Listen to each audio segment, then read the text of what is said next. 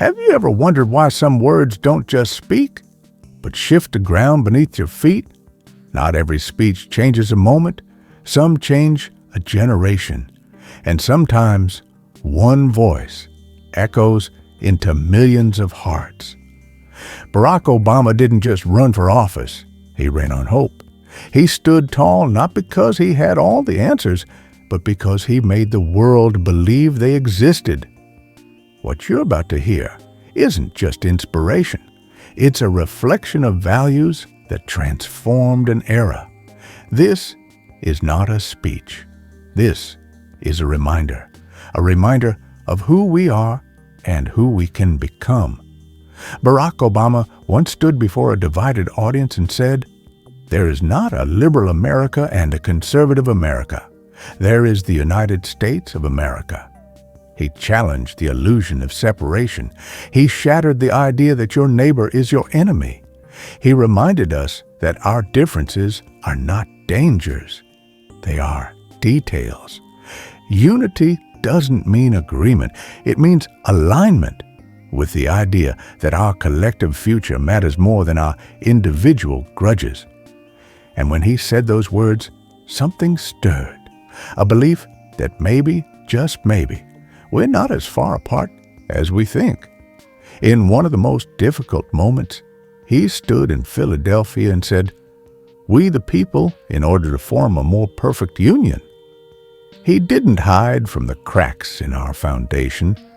He spoke about race, not as a wedge, but as a wound we must choose to heal. He didn't pretend America was perfect. He argued that its beauty lies in its pursuit of perfection. He said we must look back, not to be ashamed, but to be awakened.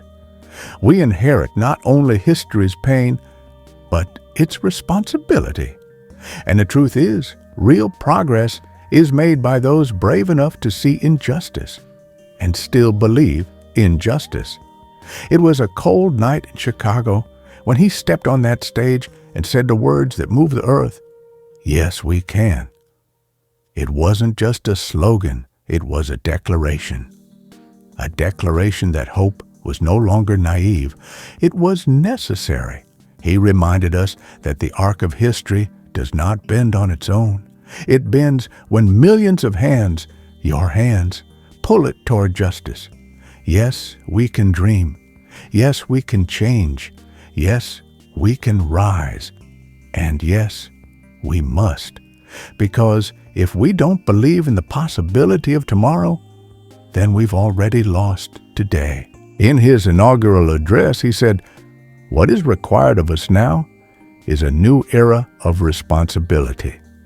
We cannot blame the future on the past. We cannot wait for someone else to fix what we are unwilling to touch. The world doesn't need more critics. It needs more creators, not more excuses, but more accountability, not more outrage, but more courage."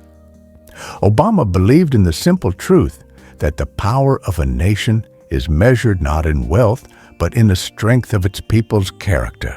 Responsibility isn't a burden, it's a badge. Speaking in Cairo to a world watching closely, he said, "We must say openly to each other the things we hold in our hearts." He called for a new beginning, not just in policy, but in humanity, to bridge the oceans between religions, to cross the deserts between ideologies. He believed that peace is not made in treaties, but in trust. That understanding begins not in speeches, but in listening. And he reminded the world, no matter where we come from, our destinies are shared. At a church in Charleston, he stood in grief, but he ended in grace. He called the names of the fallen, and then he sang, "Amazing Grace, how sweet the sound." He didn't preach from power, he spoke from pain, and in that moment he taught the world this: forgiveness is not weakness, grace is not forgetting, healing is not the absence of hurt, it's the presence of humanity. He showed us that even at the darkest room, light can still enter, not through policy, but through love.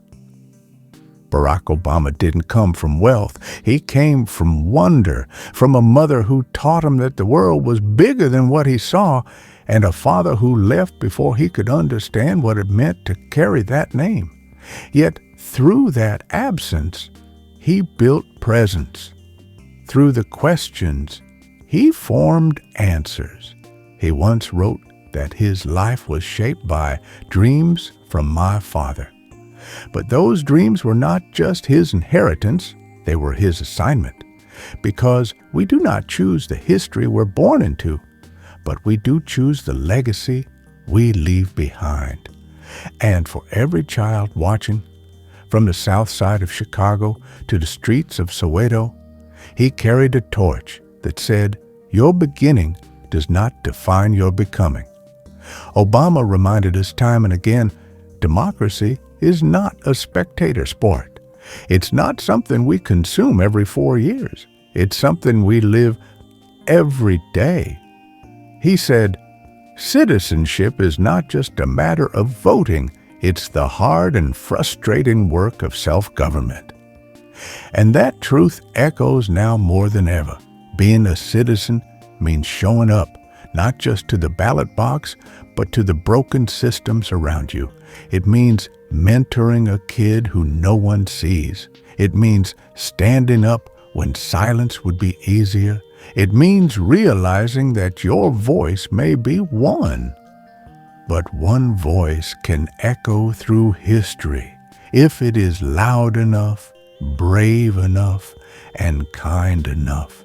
In country after country, in crisis after crisis, Obama carried a message that seemed to cross language, borders, and beliefs. That every human being carries an unshakable dignity. Whether it was walking through refugee camps or standing at memorials of unspeakable tragedy, he never spoke about people. He spoke to them. And in those moments, the title president became smaller, while the title human became greater. The dignity of the poor, the dignity of the prisoner, the dignity of those whose stories were often buried beneath statistics. He showed the world leadership isn't about being above people, it's about standing beside them. Hope is not a feeling that passes, it's a practice, a discipline. Obama said, "The road ahead will be long, our climb will be steep." He never promised ease, he promised meaning, and that's what made it real. He taught us that hope is not the denial of hardship, it is the refusal to surrender to it. It's what lets a parent work 2 jobs and still dream. It's what pushes a student to become the first in their family to graduate. It's what helps a nation rise, even when bent. The long game of hope means we plant seeds we may never see bloom, but we plant them anyway, because we believe. In a world often divided by fear, Obama offered a different force, love. Not the soft kind, not the sentimental kind, but the courageous kind. He said in his final speech, "If you're tired of arguing with strangers on the internet, try talking with one of them in real life." Love is the willingness to see someone, truly see them, even when their story doesn't match yours.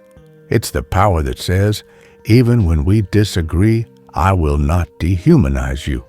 Even when we fight, I will not forget your humanity. In the hands of the powerful, love becomes a weapon for peace, a strategy for healing, and a roadmap for rebuilding the broken. The speeches are now silent. The campaigns are over. The crowds have gone home.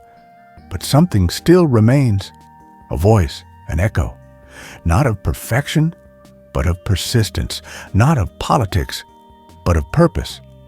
Barack Obama didn't ask us to worship him. He asked us to wake up, to remember that inside every one of us is the capacity to lead, to change, to lift. You don't need to be president. You just need to be present. Present in your home. Present in your heart. Present for your community. Because in the end, the greatest change is the one that begins with you.